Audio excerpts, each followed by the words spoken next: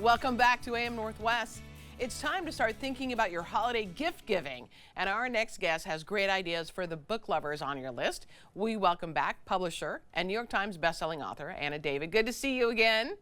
Great to see you. You know, it really is a good idea to start thinking about this now. And a lot of us have friends who love to read. So let's get right to it. You have something, a gift idea you think might work for the middle-aged mom. But first, what is middle-aged? Great question. As a 54-year-old, I'm going to say I'm middle-aged, even though I know no 108-year-olds. Middle-aged, who knows what that means? Let's just say the woman who's of menopause age, which is different for everybody. Okay. This has been, All Fours by Miranda July has been billed as the great menopause novel, but it is so much more than that. It's been nominated for a National Book Award. And yes, it is about menopause, but it's about a woman in LA who's just as famous as Miranda July. I don't know if you know who she is. I kind of barely did, but she's this indie film darling and best-selling author. And so this is potentially an autobiographical novel, who knows? But it's about this woman who decides to find herself by driving cross country, but then takes a detour that completely detours her life. And so, yes, it's about menopause, but it's about partnership, motherhood, artistry, like all the things that make up life. And I couldn't put it down. Wow, that sounds fantastic. I like that. Okay, and then for our friends who are single, our single women friends out there who are dating. Okay, consider this the great warning for anybody out there on the apps or dating sites. There is no Ethan, how 3 women caught America's biggest catfish.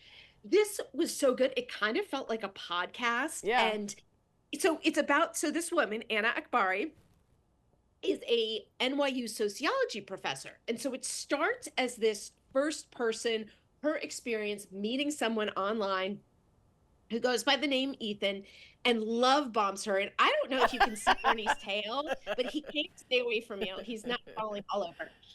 So this person, Ethan, love bombs her to the point that she can't do anything else but message him back. So it starts as that. And then he always is making up excuses not to meet. Excuses like, I have cancer.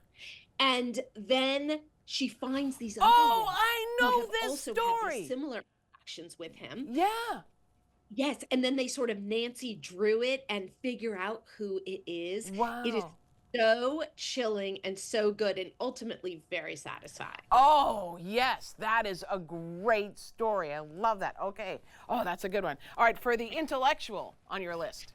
For the intellectual on your list, there aren't many collections of short stories that I think are powerful. So this is by Steve Clark, City Swimmers and Other Stories.